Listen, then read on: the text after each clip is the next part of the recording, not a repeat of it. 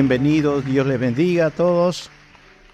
Es una alegría cada sábado que el Señor nos regala para poder congregarnos en este lugar. Yo quiero en esta noche poder hablar un poquito de lo que escuchamos hoy, de estas hermosas historias, las cuales nos compartieron nuestros viajeros que andaban por el sur. También tenemos otros que andan en el norte, en Tucumán, y también tienen sus historias. Y eso es lo bueno cuando estamos en Cristo. Sabe que nosotros todos tenemos una historia para contar. Y las historias nuestras son irrefutables. ¿Me entiende? Usted puede hablar o disertar de cualquier tema, pero de una experiencia personal, ¿quién le puede discutir? Si usted puede decir, no sé cómo será la cosa, que yo lo viví y a mí me pasó, ¿verdad? Eso fue lo que le pasó a un hombre de Gadara en el tiempo de la Biblia. Jesús visita una ciudad que era un lugar que estaba fuera del territorio de Israel. Y la Biblia dice que llega hasta ese hombre, y ese hombre nunca había escuchado hablar de Dios, nunca había escuchado hablar del Dios de los hebreos. Él no sabía nada de la Biblia, no sabía nada de las Escrituras. Él nunca había conocido un rabino, nunca había escuchado a nadie. Pero Jesús, luego de hablar y enseñar a las multitudes todo el día, dice la Escritura, que Él le dijo a sus discípulos, que eran 12 discípulos, crucemos el lago, vamos hacia el otro lado. Entonces ellos dijeron, bueno, ¿a dónde vamos a ir?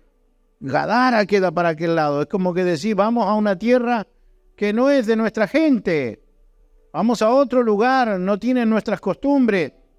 Bueno, subieron, comenzaron a remar. Pero la Biblia dice que en la mitad de la noche se levantó una tempestad tan grande que parecía que iban a naufragar, que esa barca donde ellos iban se iba a hundir por causa de las olas.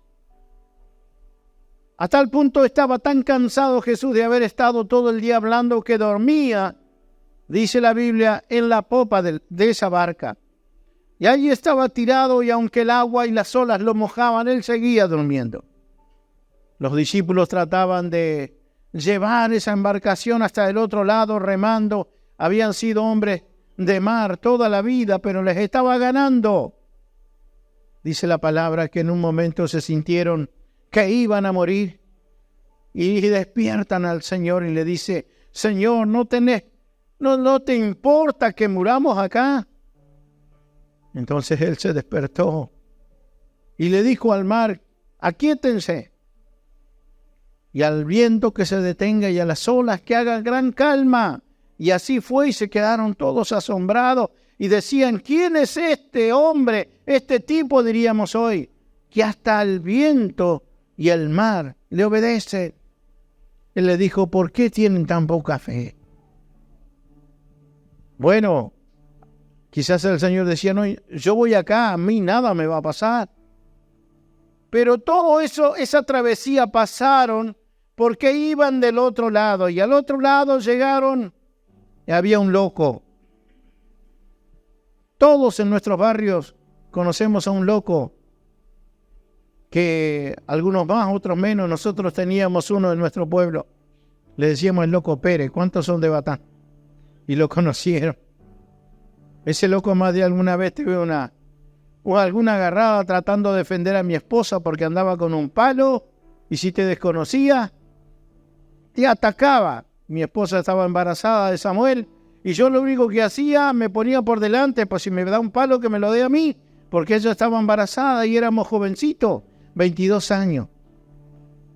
Y me acuerdo que los muchachos Cifuentes, son familiares de mi hermano Héctor, venían en un camión con leña, pararon y nos defendieron, y lo echaron al loco ese. Ese loco a veces era bueno, otra vez era muy violento. Pero la mayoría de la gente dice, ¿por cuándo se morirá este loco? porque lo único que hace es hacer problemas y es un peligro para la gente.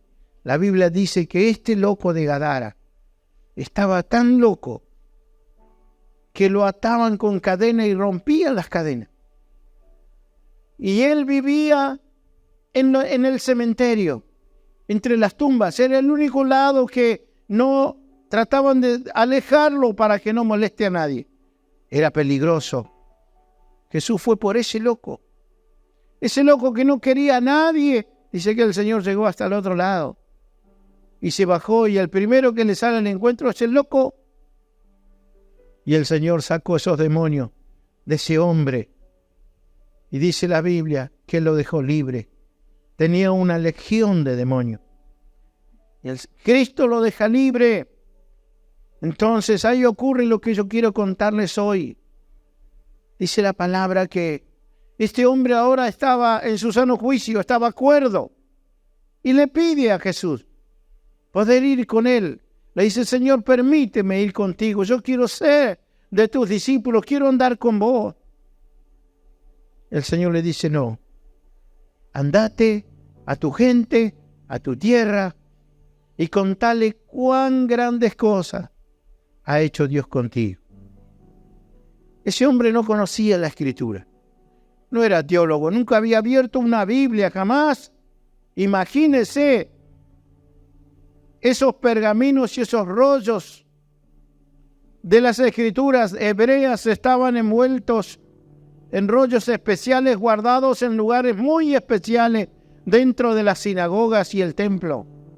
Para tomar un rollo de eso tenía que ser un hijo de Israel y mayormente un rabino. No podía tener acceso nadie a la Escritura, solo oírla. Solo el israelita podía sentarse y escuchar la lectura. Imagínese este hombre loco, lejos de ahí. O sea que de Biblia, ¿cuánto tenía? 0. No conocía nada. Ahora Jesús le dice, andá y contales lo que hice con vos. Contale cuán grandes cosas hizo Dios con vos. Y él se fue. Él vivía en una región, dice la Biblia, Decápolis. 10 ciudades juntas que hacían una sola ciudad. Deca es 10, polis es pueblo, 10 ciudades. La Biblia registra que él llenó toda Decápolis con su testimonio, con su historia, con esa historia que él tenía para contar. Cuando alguien dice, tengo una historia, todos paramos la oreja, ¿verdad? Porque las historias son interesantes, son hechos, en la mayor de los casos son verídicos. Tienen un comienzo, una narrativa y un final. Por lo general el final siempre es feliz. Este hombre decía, ¿saben? Me pasó algo. Y todos lo reconocían que era el loco. Algunos decían, che, ¿es el loco este? Se parece, pero este tipo está bien. Y él les contaba de lo que Jesús había hecho con él. Y nadie le podía discutir. Nadie podía decirle, no creo, está loco, salí de acá, no vengas a embromar con eso, con ese cuento. Porque todos conocían al loco. Y él tenía esa historia. Y sin conocer las Escrituras, pero había conocido a Cristo. ¿Se da cuenta? Conoció a Cristo y había tenido una experiencia personal con el Hijo de Dios. Y eso le bastó para hablar de Jesús y predicarle a toda una ciudad. Es fácil hablar de Cristo cuando Él tiene un trato personal con nosotros. Y de eso quiero hablarles. En Juan capítulo 1, versos 6 al 8. Lo vamos a poner aquí porque ahora ya no se usa la Biblia, ¿vio? No llevamos la Biblia al templo, pero si usted anótelo y lo lee en su casa, porque seguramente en su casa la tiene. Juan capítulo 1, versos 6 al 8 dice, Dios envió a un hombre llamado Juan el Bautista para que contara, ¿qué cosa? Acerca de la luz, a fin de que todos creyeran. ¿Por qué cosa? Gracias. Por su testimonio, lo que él contaba. Ahora dice el 8, Juan, que dice, no era la luz. Era solo un testigo para hablar de la luz. Este fue el primer hombre que habló de Jesús. Fue el primer hombre que anunció de Jesucristo. Aún antes de este loco que hacíamos mención, él antes de eso, porque él preparó la venida del Señor. Él lo presentó a Israel, viene y el reino de los cielos se ha acercado y viene uno detrás de mí, el cual yo no soy digno de desatar el zapato. No soy digno, no me merezco ni siquiera atarle los cordones. Como decimos, no le ato ni los cordones. Eso decía. Pero él hablaba acerca de Jesús. Pero como la Biblia bien lo aclara, él anunciaba con su boca acerca de Cristo. Dice que él solo era un predicador. Él solo predicaba. Quizás lo que estoy haciendo hoy detrás de este púlpito, y ustedes todos me escuchan, él lo hacía con la gente y solo predicaba. Dice, pero al predicar acerca de Cristo, acerca de la luz, dice, él solo era un testigo para hablar de la luz. Dice la Biblia que su mensaje no tenía mucha empatía con la gente. O sea, él hablaba y el que quería escucharle, que le escuchara, y el que no, tomate el buque, ¿ves? No le importaba quién estaba, quién lo escuchaba, si ofendía a alguien, si no lo ofendía, si le caía bien a la gente, no le interesaba a Juan. No estoy hablando mal de Juan, pero ese era su carácter. Juan era un hombre muy directo y donde veía algo se lo decía a la gente. Pero, por ejemplo, Lucas capítulo 3, verso 7, fíjese. Dice, cuando las multitudes acudieron a Juan para que los bautizara, les dijo, camada de víboras. Es como que si ustedes vinieran aquí y yo los insultara y les dijera de todo. Dice, camada de víboras, ¿quién les advirtió que huyeran de la ira de Dios que se acerca? Manga de sinvergüenza, atorrantes todos los que están acá.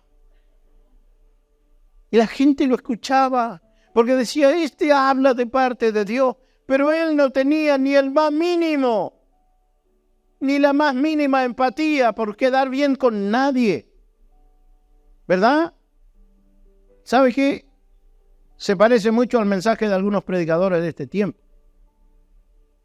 Hermano, no es hablar mal de nadie, pero mire, en este tiempo parece que ese es el verdadero mensaje.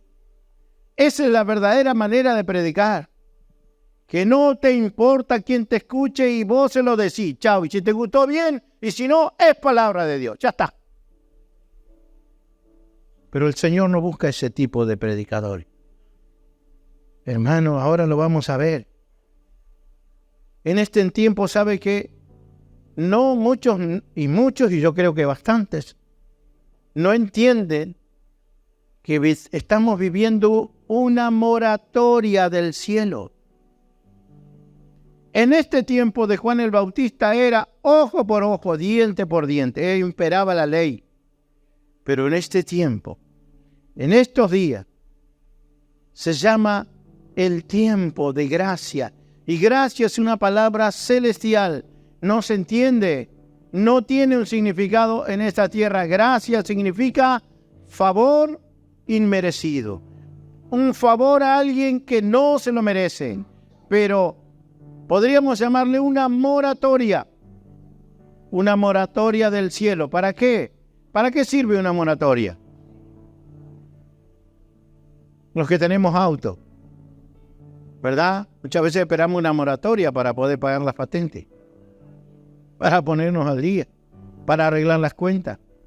¿Cuántas veces se nos dice, viste que hasta el lunes está la moratoria y dice que después vienen los juicios? Montenegro está rematando, ha empezado por allá y nos meten miedo y nos asustamos y queremos salir. Y nos juntamos todos haciendo cola en la municipalidad el último día para arreglar las cuentas y adherirnos a la moratoria. Y alguien dice, qué lástima, mire, vino tan tarde, la moratoria se cerró la semana pasada. Ya estamos hasta las manos. Y ahora juicio. Ahora sentencia sobre nuestra casa, sobre nuestro auto. Ahora viene, hay que pagar. Si quiere, hay que pagar todo de una sola vez.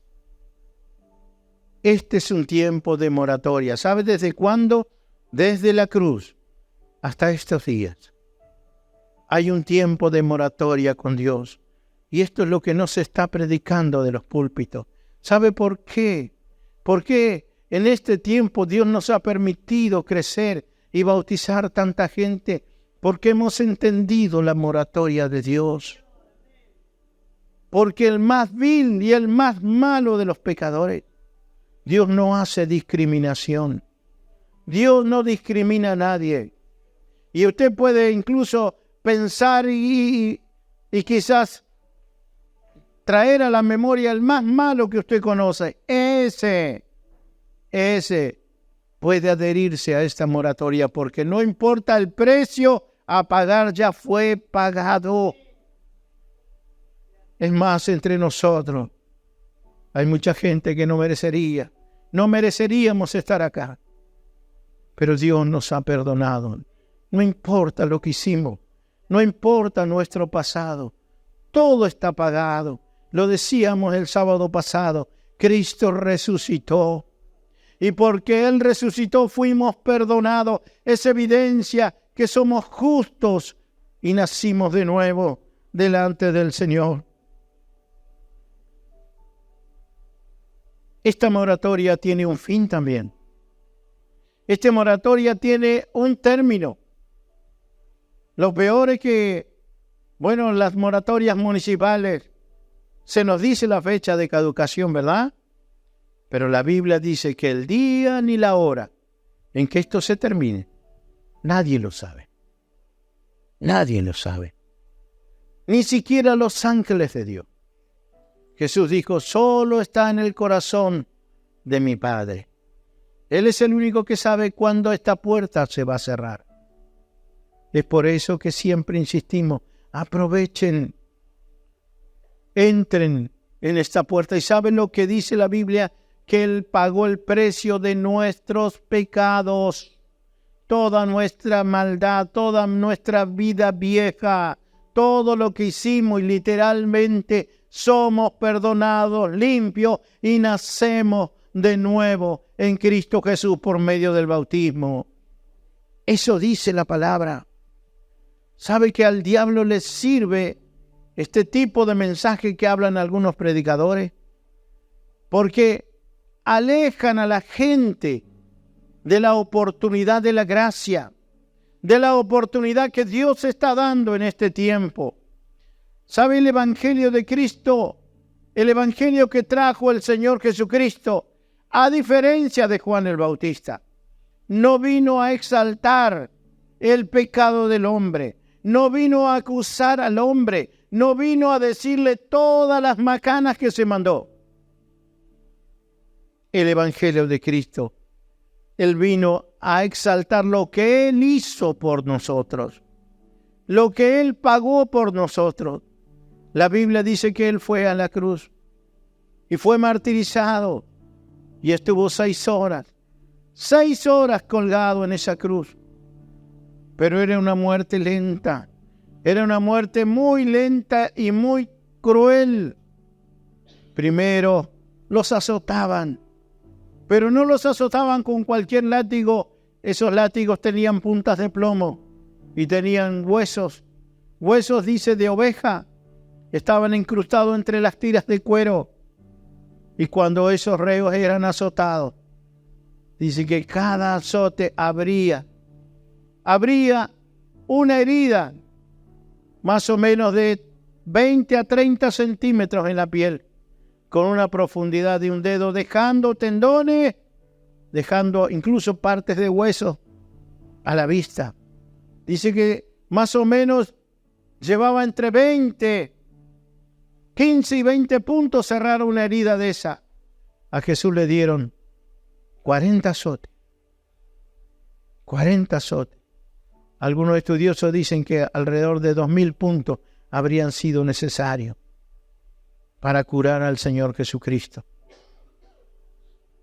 Cuando hacían eso los romanos, lo hacían a propósito porque una persona que era puesta en la cruz, a veces con mucha suerte moría enseguida, pero algunos estaban hasta 6 días colgados en esa cruz.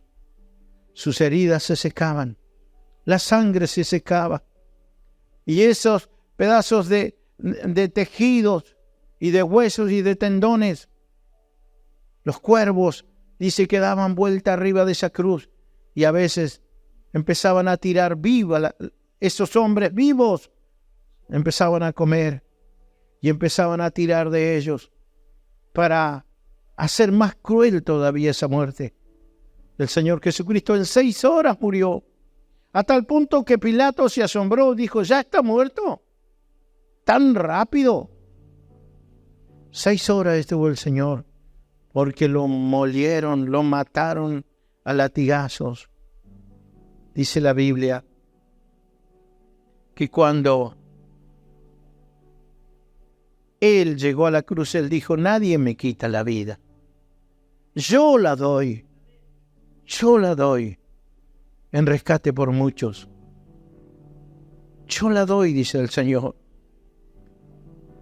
Y hay una prueba que hablan los estudiosos, que para cerciorarse de que Jesús ya había muerto, le clavaron una lanza en el costado del corazón. Algunos dicen que, los que saben, dicen que cuando la sangre deja de correr por las venas y todo se estanca, más o menos en 20 minutos los glóbulos rojos comienzan a bajar y queda solo el plasma. Cuando le clavaron esa lanza a Jesús, dice la Biblia, y salió sangre y agua. Y eso dan a entender los que han estudiado que Jesús ya estaba muerto como 20 minutos antes de que ese soldado clavara su lanza. Entonces no lo mataron ellos, Él solo entregó su vida. Él no lo mató esa lanza que le clavó ese soldado, sino que Él dijo, yo entrego mi vida en rescate por muchos. ¿Sabe? El Señor no fue víctima de nadie. Él quiso dar su vida. Él quiso hacerlo. Víctima es aquel que es tomado a la fuerza y aunque quiere escapar no puede. Y aunque quiere resistirse tiene que soportar. Y aunque le quiten la vida en contra de su voluntad. Pero Él podía bajar de esa cruz. Él podía incluso eliminar a todos esos soldados aún con su mirada. Él es el Dios Todopoderoso. Sí, sino que Él se dejó atar. Él dice la Biblia como un cordero. Dice, no abrió su boca. Y fue como un cordero al degolladero. Así fue Él. Pudiendo hacer algo, teniendo todo el poder del cielo y de la tierra. Él se entregó y murió. Y entregó su vida por nosotros. ¿Para qué? Porque ahí Él hizo un intercambio. Todas mis macanas, toda mi maldad, todo lo que hice y que hoy me arrepiento tanto, que a veces no me deja dormir. Los que no han nacido de nuevo no pueden dormir, no pueden conciliar el sueño. La culpa, la condenación los persigue. Eso el Señor hizo un intercambio en la cruz. Él se vistió de nuestro pecado, no habiendo jamás cometido una maldad, no habiendo jamás salido una mentira de su boca. Él se vistió con nuestro pecado y nos vistió con su justicia. A todo aquel que quiera creer en Él y recibir este intercambio, ¿sabe dónde? En el bautismo. al nacer de nuevo. Allí le dice, Señor, yo cambia mi condenación por tu libertad, mi pecado por tu justicia. Allí decimos eso. Señor, muero a mi vida, muero a mis planes. Me visto de ti, Señor. Entra mi vida a vivir dentro mío. Ahora, la palabra dice que en este tiempo, 2 Corintios 4:4, dice, Satanás, ¿quién es el Dios de este mundo? Ha cegado la mente de los que no creen. Son incapaces de ver la gloriosa luz de la buena noticia. No entienden este mensaje acerca de la gloria de Cristo, quien es la imagen exacta de Dios. Dice que Satanás cegó el entendimiento de la gente para que no les resplandezca la verdad del Evangelio, para que no entiendan nada de esto. Pero a veces podemos pensar que está hablando de la gente que jamás pisó un templo, que jamás vino a un lugar donde se predica de la palabra. Lo más triste es que aquí están incluidos hasta predicadores, hasta gente que pastorea. Están incluidos religiosos que no han entendido la verdad del Evangelio, que han visto seguir a Cristo como un montón de reglas a cumplir. Pero el mensaje del Evangelio es que no tienes que hacer nada. Esto le revuelve las tripas a un religioso. ¿Cómo que no hay que hacer nada?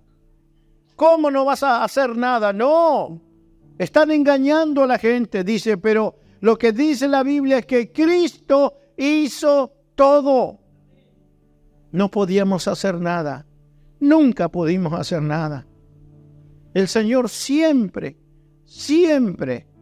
Él tomó nuestro lugar, y a los hombres en la historia, hombres de fe, Dios tomó su lugar. La Biblia dice y habla del patriarca Abraham, un hombre de la antigüedad. De él salió el pueblo de Israel. Cuando Dios le hace una promesa a Abraham, le dice, a ti y contigo hago un pacto, y de tu descendencia saldrá el guiador de Israel y saldrá el Salvador del mundo. Hablando de Jesús, del linaje de Abraham. Y a ti te daré toda esta tierra que tú ves, será tuya y de tus hijos y de todas tu simiente, dice generaciones perpetuas.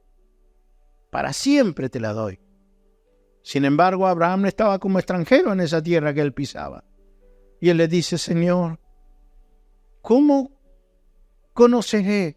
¿Cómo me va a quedar claro que esto es mío y de mi gente y de mi familia? ¿Cómo yo voy a reclamar esta tierra? Si yo estuviera haciendo un trato con algún rey, algún poderoso, y me firmara un papel y yo tuviera un documento, podría reclamarla. Pero ¿cómo, Señor, puedo reclamar esto para la posteridad? ¿Cómo van a ser mis descendientes para reclamar esa tierra y todo lo que me estás dando? El Señor dice, hagamos un trato, Abraham. En esa antigüedad, en ese tiempo, cuando se hacía un pacto o se hacía una compra o se hacía un acuerdo entre personas importantes, dice que se tomaban animales. Por ejemplo, un novillo. Y ese novillo se cortaba por el medio. Literalmente lo partían por el medio. Y ponían de un costado un pedazo del animal y el otro del otro. Luego, dice, tomaban una cabra, hacían lo mismo. Un cordero de 1 año, hacían lo mismo. Y tomaban palomitas o aves y las partían también y ponían una de cada lado. ¿En qué consistía eso? Luego los que iban a hacer el trato cruzaban por en medio de esos animales partidos. Lo siguen haciendo algunos rituales, incluso en algunas logias en este tiempo. Pero en ese tiempo lo hacían así. Y era un trato a base de sangre. Cuando cruzaba entre esos animales, el que cruzaba estaba diciendo, si yo no cumplo mi parte del trato, yo autorizo delante de todos estos testigos a este hombre, al que estaba haciendo el trato con él, yo lo autorizo a que me corte por el medio y me deje como uno de estos animales. Luego de cruzar ese, cruzaba el otro, que se comprometía de la misma manera. Y cuando cruzaba, los dos sellaban ese acuerdo. No había papeles, no había firmas, pero había un compromiso de palabra y había testigos.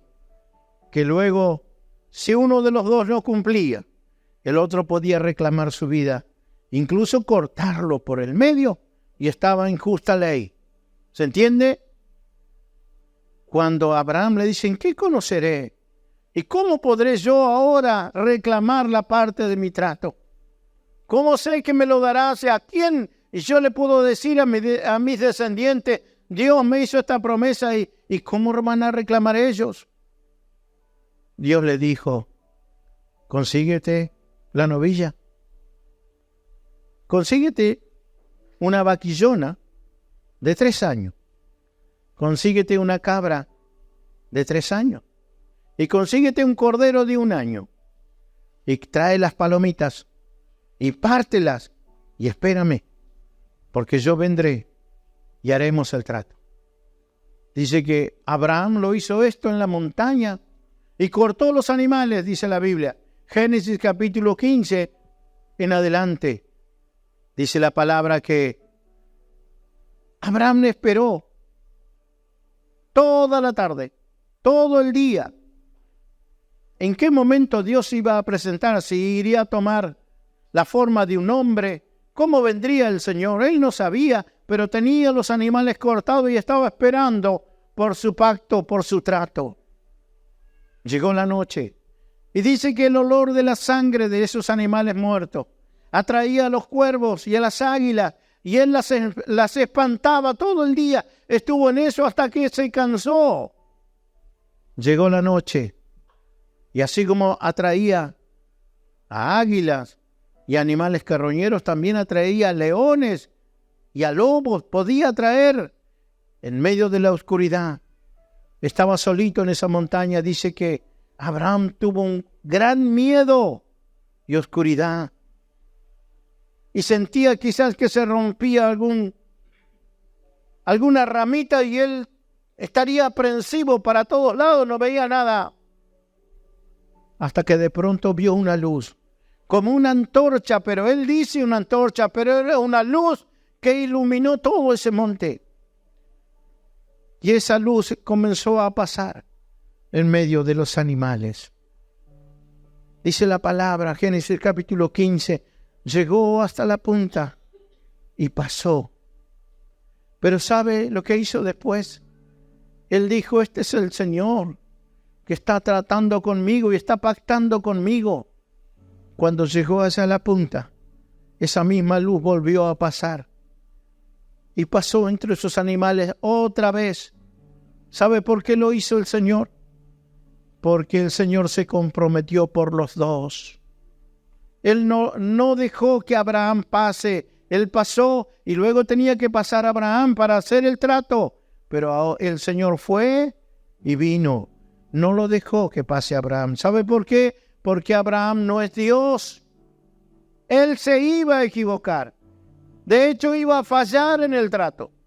Y lo iba a hacer, y Dios es muy serio. El Señor cumple lo que promete. Y si Abraham no hubiera pasado, se hubiera comprometido con Dios. Y seguramente Dios tendría que haberlo cortado por el medio. Dios tendría que haberle quitado la vida cuando Abraham pecó más de una vez. Entonces Él hizo ese trato por los dos y lo dejó libre a Abraham. Eso es un ejemplo de la gracia. Eso es lo que hace Cristo. Hizo Él, fue Él mismo. Él mismo dijo, el alma que pecare, ésta morirá. Pero Él mismo fue a pagar la sentencia a la cruz. Él mismo llegó a la cruz y pagó por nosotros, para que nosotros no tengamos que morir. En la vida y en la historia, mucha gente ha querido cargar una cruz para el Vía Crucis. ¿Cuántos han visto esto? Mucha gente se flagela las espaldas y trata de lastimarse para sufrir como Cristo sufrió.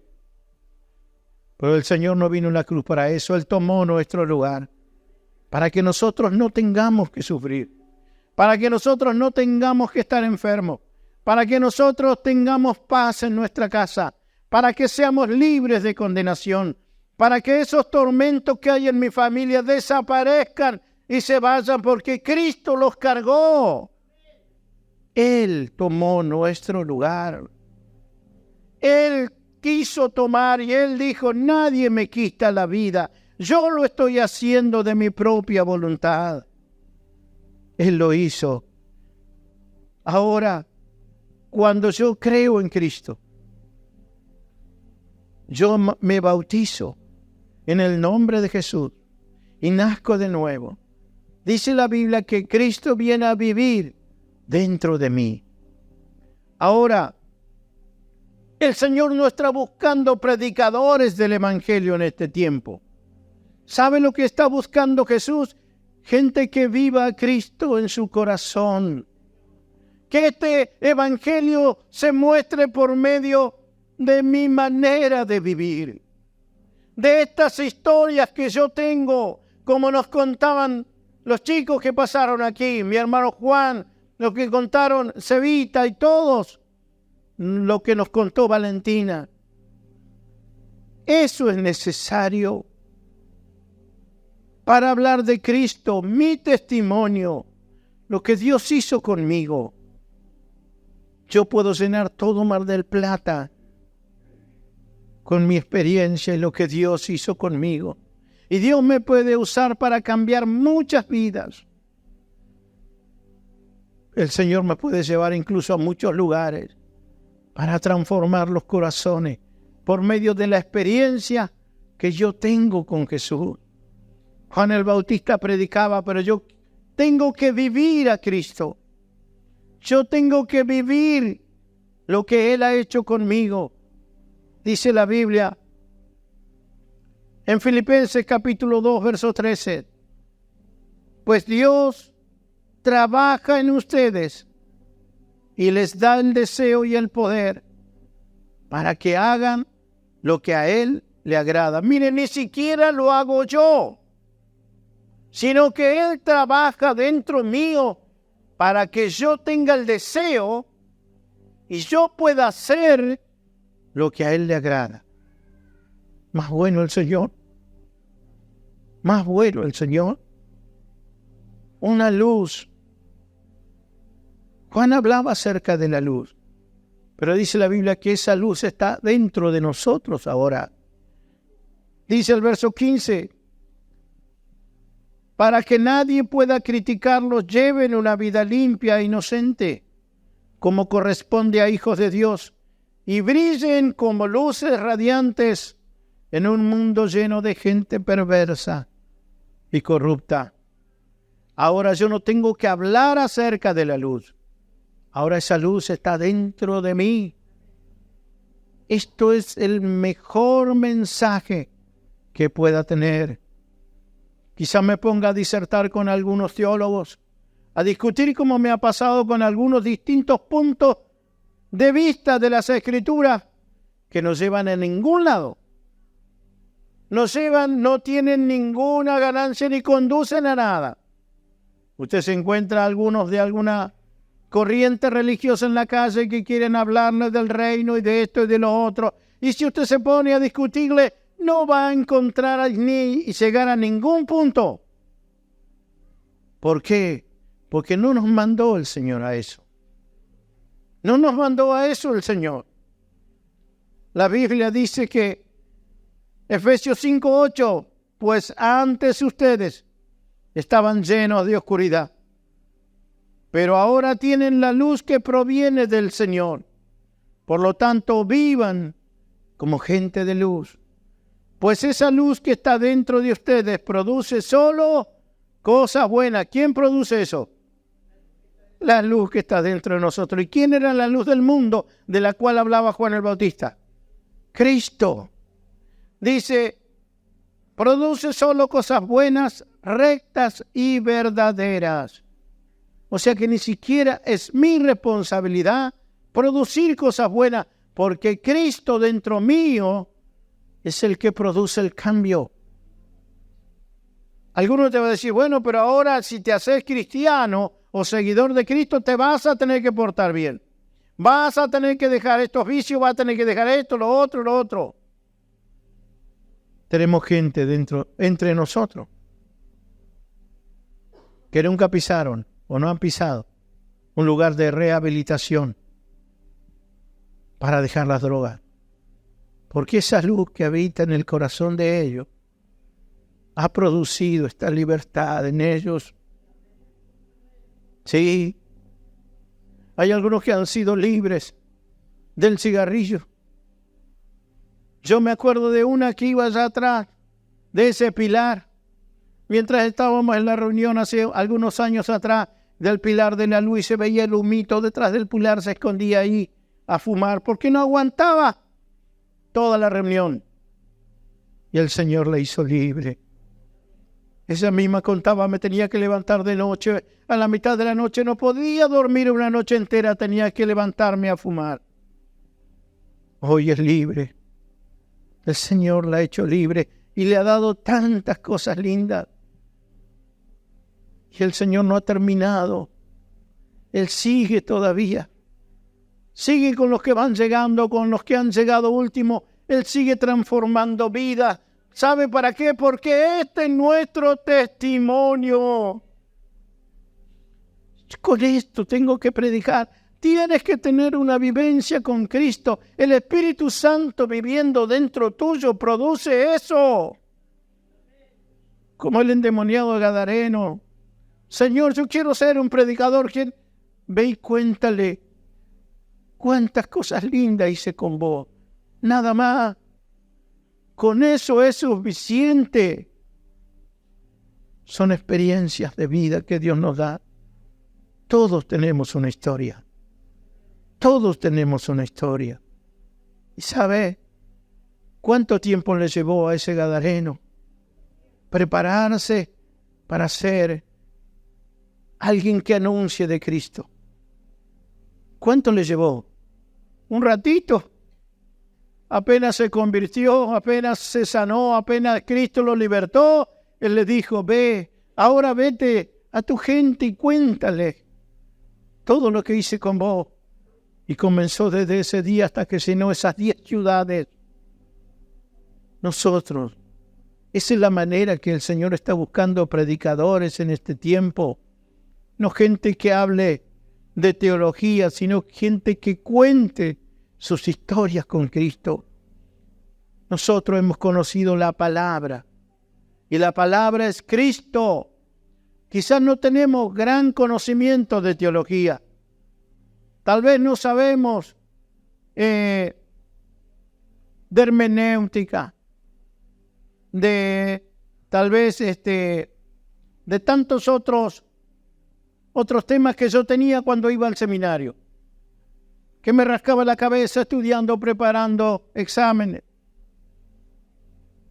Muchas veces me tocó cosas difíciles, las buscaba en internet, trataba de ir para un lado, para el otro. Me sirvieron, sí. Y está bueno aprender de las Escrituras, pero mejor es conocer a Cristo. Mejor es aprender de la palabra de verdad. Nosotros tenemos discipulado, pero no aprendemos Biblia. Siempre le decimos a todos, comemos de Cristo. Nos alimentamos de Cristo. Aprendemos con nuestros testimonios y hablamos y el Señor nos orienta por su palabra, sí, pero en esta gracia, en esta moratoria, nunca dejamos de mirar. Nuestro norte es Cristo. Por eso dice la Biblia también que el diablo cegó a la gente de este tiempo su entendimiento para que no les resplandezca la luz del Evangelio, para que ignoren Mucha gente ignora, y dentro de los templos, ignora estas palabras. Mucha gente ignora todas estas cosas. Ignorar no es una ofensa. Ignorar es desconocer, es no saber. Usted puede y yo podemos ser ignorantes de muchas cosas, porque simplemente yo soy ignorante de la música, porque no conozco las notas musicales, quizás soy ignorante de tocar este instrumento, porque nunca me puse a coordinar movimientos y soy un ignorante, y eso no me hace menos que otro. Lo que hace el diablo es cegar, poner una venda para que ignoren. ¿Y sabe qué? Dice, para que no les resplandezca la luz del evangelio. Entonces la ignorancia, ¿qué hace? Que no sepan nada, que se aproxima un juicio, que esta moratoria se termina, que Cristo vuelve y va a traer Él toda esa injusticia de la cual se queja la gente y que dice, si hay un Dios, ¿cuántas veces he escuchado eso? Si hay un Dios, ¿por qué permite que pasen todas estas cosas? Que haga esto, que quita esto, que me haya pasado esto a mí, que soy tan bueno. Bueno, sigue ese día. Dios deja a la gente que viva porque han escogido vivir sin Dios, pero Él va a intervenir en la vida del ser humano y en este mundo. Dará vuelta una página negra donde muchos no saben, pero está a la vuelta de la esquina, se está viniendo. Por eso este es el último tiempo de la moratoria. Cristo está volviendo. Por eso le está dando la oportunidad en este tiempo a muchos que se arrepientan y que busquen a Dios, que nazcan de nuevo. No es creer y hacerte un adepto al templo, es que nazcas de nuevo. ¿Y sabes qué es nacer de nuevo? Es eliminar el pasado que tiene. ¿A cuánto le gusta esto? ¿Cuánto le gusta esto? ¿Sabe que esto no se puede hacer? Si existiera la máquina del tiempo, uno se metería en esa cabina y pondría las coordenadas para ir al minuto y al segundo cuando se mandó esa macana que lo marcó para toda la vida. Y pondría ese momento e ir a ese tiempo en la historia de esa persona y no hacerlo. Sería la única manera de cambiar el presente que vive. Mas Jesús dice, aunque lo hayas hecho, yo, dice, te puedo hacer nacer de nuevo. No hay relación con el pasado. La Biblia habla de nuevo nacimiento. Y un bebé que nace no tiene pasado. No hay un historial. Nace y es una vida que comienza. Una vida que arranca de cero. Nadie le puede reclamar nada. Porque dice que ese bebé está comenzando su vida. Incluso cuando nace ya comenzó a partir de su concepción 9 meses atrás, pero no tiene registro, no tiene idea de lo que pasa a su alrededor. Y aún naciendo tampoco. Pero la palabra dice que yo puedo hacer eso. Puedo hacer eso, no necesito irme a la punta del mundo para separarme de todos los que me conocen y comenzar una nueva vida. La Biblia dice que yo puedo nacer acá en mi barrio, en medio de mi gente, en medio de mi familia, y sorprenderlo con la nueva transformación que Cristo produce en mí. ¿Sabe que esto no es ni siquiera voluntario? Cuando Él nace en mí, Él dice, Él comienza a cambiar mi vida. No es con mi fuerza, es con su espíritu. No es tratando de portarme bien. Cuando alguien dice, tienes que ser una luz que brille para Cristo, nos imaginamos que tengo que portarme bien, hacer esto, hacer lo otro. Una lista larga te presenta del diablo y dice, no puedo yo. Mayormente si tienes hábito, dice, estoy hasta las manos. Pero el mensaje del Evangelio, yo te cambio. Yo produzco el cambio en vos. Yo te doy el deseo, el querer y el hacer. Yo soy el que hago todo. Si el Señor, en su pacto, Él hizo pacto con el hombre y le dio 10 reglas, que son los 10 mandamientos, para poder tratar con el hombre y llegar a un acuerdo. Cumple estos 10 mandamientos y vamos a estar en paz. Pero dice la Biblia, nadie pudo hacerlo. Nadie logró cumplir la ley de Dios, que son 10 mandamientos. Al contrario, le pusieron 613 artículos que desprendieron de esos 10 mandamientos. La embarraron más todavía. Y la empeoraron la cosa. Eso es lo que hace el hombre. Tratando de dominar a otros, le pone más carga de la que puede llevar.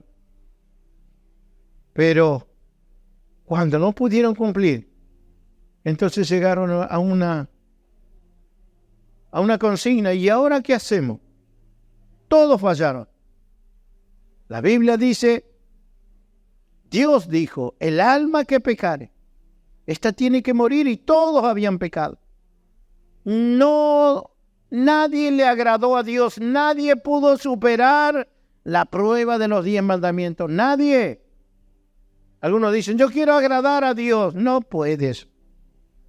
Nadie puede. Nadie puede. Yo quiero portarme bien para conocer a Dios. Yo quiero empezar a cambiar para ir a la iglesia, porque para ir ahí hay que estar bien. No voy a ir así como estoy, tengo que arreglar algunas cosas. Y cuando esté bien, entonces voy a ir. Esto es el entendimiento cegado del enemigo, porque nunca vas a poder agradar a Dios. No hay nadie en esta tierra que pueda agradar a Dios. Nadie, ni uno siquiera. Pero sí se encontró uno, Jesús, cuando Él se bautizó. Dice que los cielos se abrieron y el Padre dijo, este es mi Hijo, en el cual se complace mi corazón. Él es el único que me agrada, el único que me llena el corazón, Jesús. Entonces, Él fue el único.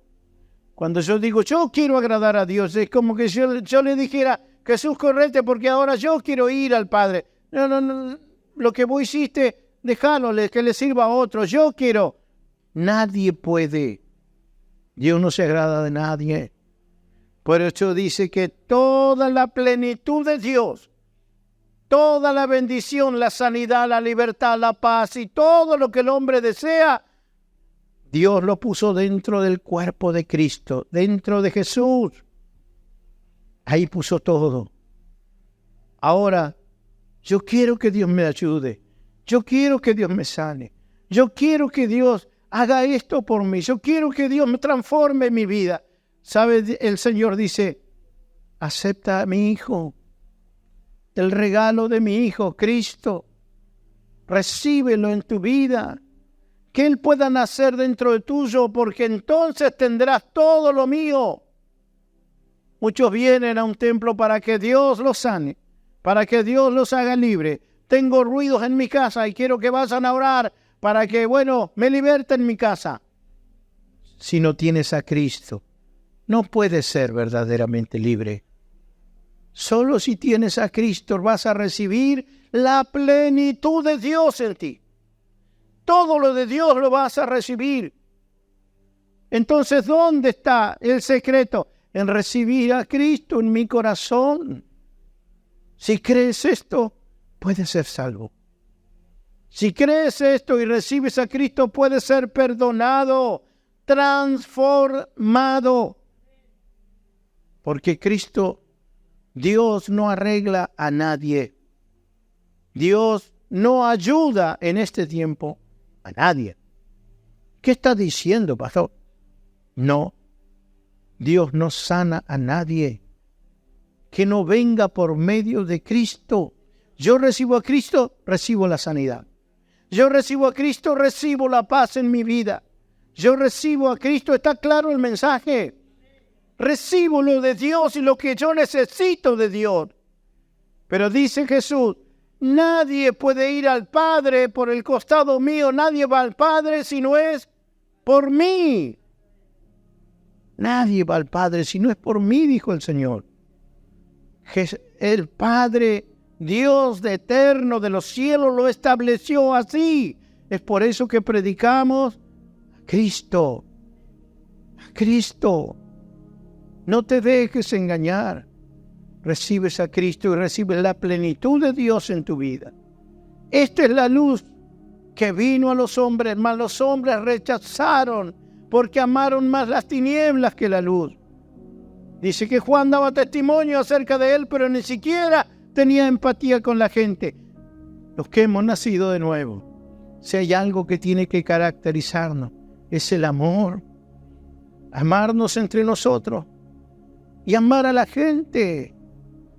Amar a la gente, no seas desleal con la gente, con tus vecinos. Toda la vida discutimos, estuvimos en discordia con el vecino. Que se termine porque eres una nueva criatura. Y dile, Señor, vives en mí. Que en mí pueda nacer este amor por esta persona, porque toda la vida me llevé mal. Pero que Él pueda ver tu luz en mi vida. Que pueda verte a ti en mi vida. Y que pueda decir, ¿qué le pasó a mi vecino? Y que Él quiera y nazca una inquietud, una pregunta. ¿Qué es lo que está pasando conmigo? Esa es la manera de predicar. Alguien dijo, no hablen de Jesús. Fíjese hasta dónde vamos, somos extremistas. No hablen de Jesús, a menos que te pregunten, ¿dónde estás yendo? ¿Qué te pasa? ¿Por qué sos así? ¿Por qué haces esto? ¿Qué es lo que tomás? Algunas veces, ¿a dónde vas? Cuando se hagan esa pregunta, entonces el Señor te está abriendo una vía para que puedas decir, tengo a Cristo en mi corazón. Si solo tienes que decir, voy a la iglesia y todo esto, y nadie te pregunta, no vale la pena. Si tu vida no refleja a Cristo, no vale la pena que abras la boca. Ese era Juan el Bautista, él hablaba y se metía en la multitud y los atropellaba. Pero nosotros tenemos que despertar el interés de Cristo en nosotros.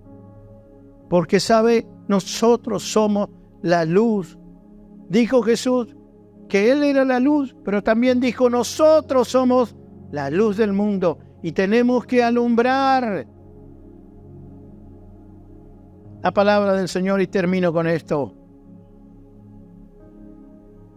Ya cerrando, Tito. Capítulo 3, versos 7 al 9 dice, por su gracia, Él los declaró justos. O sea, justo es alguien que nunca se hizo nada malo. Por su gracia nos declaró justos y nos dio la seguridad de que vamos a heredar la vida eterna. Verso 8, esta declaración es digna de confianza y quiero que insistas en estas enseñanzas para que todos los que confían en Dios se dediquen a hacer el bien. Estas enseñanzas son buenas y de beneficio para todos. Pero ahora el 9 dice, no te metas en discusiones necias sobre listas de linajes espirituales o en riñas y peleas acerca de la obediencia a las leyes judías. Todo esto es inútil y una pérdida de tiempo. Nos manda a eso el Señor, a discutir, a parar en una esquina y a ver quién tiene más Biblia, a discutir con la gente. No, a mostrar a Cristo, a hablar con nuestra historia, a que ellos vean algo diferente. La gente está cansada de lo religioso. Nosotros estábamos cansados de lo religioso. La gente quiere ver hechos, quiere ver transformaciones. Y la Biblia dice, 2 de Corintios, siempre lo decimos, 5:17, de manera que si alguno está en Cristo, es nueva criatura. Esto significa que todo el que pertenece a Cristo se ha convertido en una persona nueva. La vida antigua ha pasado, una nueva vida ha comenzado. ¿Ves que es nuevo? No es un remiendo. El Señor no te mejora, no quiere arreglarte. Él quiere transformarte, hacerte nuevo, que comiences de cero, que tu pasado, olvídate de eso. El Señor hará que camines en justicia y en verdad. Él lo va a hacer. Él va a pelear con ese hábito que tienes, con ese vicio que tienes, con esa mala costumbre que te llevó a tantos problemas. Él va a tratar con eso. Mira qué bueno es el Señor y cómo te ama el Señor. Él lo va a hacer. Por eso cuando descanso en Él, descanso en la confianza de que Él es el que me está transformando, no yo. Por eso dice, esto no es por ninguna obra que ustedes hagan, para que nadie se la crea. Yo pude cambiar, yo tengo buena voluntad, yo le meto pile cuando me propongo algo, como dicen algunos, yo lo consigo. No, es Cristo en nosotros. Cristo en nosotros. ¿Algunos quieren nacer de nuevo? ¿Algunos querrán empezar de nuevo? Tiene que recibir a Cristo en su corazón. Tiene que nacer del agua y del Espíritu en el nombre de Jesucristo, y serán borrados todos sus pecados y su nombre será anotado en el libro de la vida. Y nos vamos a comprometer con el Señor, porque estamos comprometidos y somos la novia de Cristo. Filipenses 2:13, no se olvide, dice, pues Dios trabaja en ustedes y les da el deseo y el poder para que hagan lo que a Él le agrada. ¿Soy yo entonces tratando de agradar a Dios? Es Él. Él dice la palabra que todos somos predicadores de esta gracia. Todos. Algunos lo hacen detrás del púlpito, como yo en este caso, porque el Señor me ha escogido para que yo se lo transmita a ustedes. Pero son ustedes los que tienen que hacer este trabajo. El pastor que se encumbra sobre los demás, eso no existe. Dice la Biblia que el pastor tiene que ser el servidor de todos los demás. El que lo entrena, el entrenador que está al costado de la cancha, nada más. Pero el que hace los goles, ¿quién es? ¿Quién es el Messi? Ese es el que se luce jugando, llevando, trayendo, haciendo la jugada. El otro grita del costado, ese soy yo. Pero dice la Biblia, Efesios 4:11, si no me equivoco, Efesios 4:11. Ahora bien, Cristo dio los siguientes dones a la iglesia: los apóstoles, los profetas, los evangelistas y los pastores y maestros. Son 5 ministerios que Dios dio. El 12. Ellos, y que se entienda bien, ellos tienen la responsabilidad de preparar al pueblo de Dios para que lleve a cabo la obra de Dios. ¿Quién tiene que llevar a cabo la obra de Dios? El pueblo, la iglesia de Cristo. Y edifique. Eso tengo que hacerlo yo. Edificar, dice la iglesia, es decir, el cuerpo de Cristo. Para eso nada más. Por supuesto, eso tendré que predicar como testimonio, pero no soy para ser más grande que nadie. Aléjese de esos lugares donde al pastor hay que ponerle un conito rojo para que estacione el auto, un caramelito, hay que tenerle escuderos, hay que servirlo, hay que llevarle. Termine con esa pavada. Sí, hermano. Busque a Cristo, nazca de nuevo, y su pastor lo tiene que entrenar para que usted haga la obra de Dios, a lo que el Señor lo llamó. A cada uno nos llamó a algo, a trabajar en distintas áreas. A veces servir a Dios creía que era estar en esta plataforma. No, ¿dónde se sirve a Dios? Ahí, allá afuera. Ahí se sirve al Señor, hermano. Que Dios les bendiga. Cierro con esto. Juan 1, 12 y 13. Terminé. Juan 1, 12 y 13 dice: pero a todos los que creyeron en Él. ¿Y qué cosa? Y lo recibieron. Les dio el derecho de llegar a ser hijos de Dios. Ahora fíjese lo que dice el 3. Ellos nacen de nuevo, no mediante un nacimiento físico, como resultado de la pasión o de la iniciativa humana, sino por medio de un nacimiento que proviene de Dios. Todo lo hace Él. Todo lo hace Él.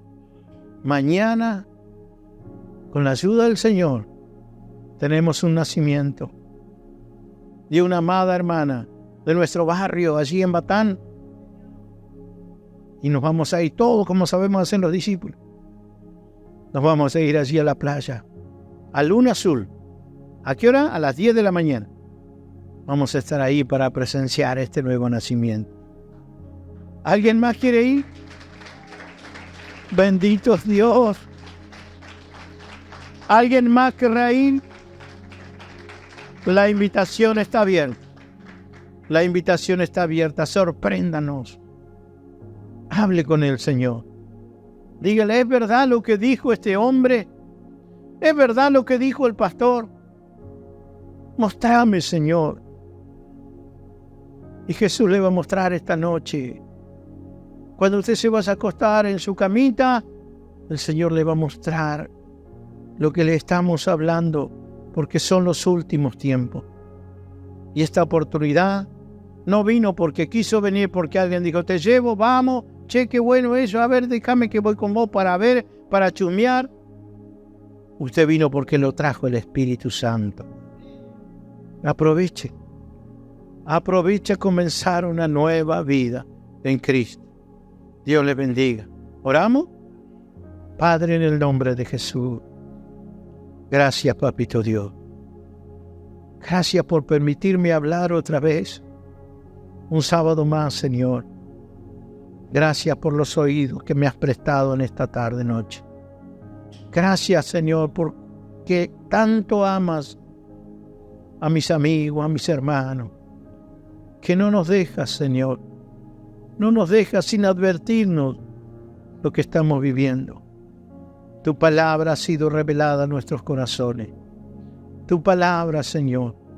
No sabemos de gran cosa de teología para embarcarnos en ninguna discusión con alguien, con algún teólogo, pero tenemos algo que nadie nos puede refutar, lo que tú hiciste con nosotros. Como dijo el ciego, no sé si es pecador o no el que me sanó, lo único que sé es que antes era ciego y ahora veo. Señor, esa seguridad que da nuestra propia historia es lo que tú usas, Señor, en este tiempo para traer las almas a Cristo y que escapen de los juicios que vienen. Gracias, Papito Dios. Señor, es tan simple. Eres tan bueno, Señor. Por eso te alabamos y te bendecimos. Gracias te damos, Señor, si en este lugar hay amigos, hay gente que necesita nacer de nuevo. Yo te pido, Señor, que por medio de tu Espíritu hables a su vida. Lo deseamos como iglesia tuya, Señor. Que tu sangre no se haya derramado en vano por ellos. Por el contrario, la gracia los alcance en este día. Y tú no discriminas a nadie. Nadie es tan perverso y tan malo para no merecer tu favor. Tú estás salvando a todos y no tienen que hacer nada, solo creer en ti. Gracias, Papito Dios. Muchas gracias te damos. En el nombre de Jesús. Amén y amén. Dios les bendiga. Gracias, hermano, por esta oportunidad.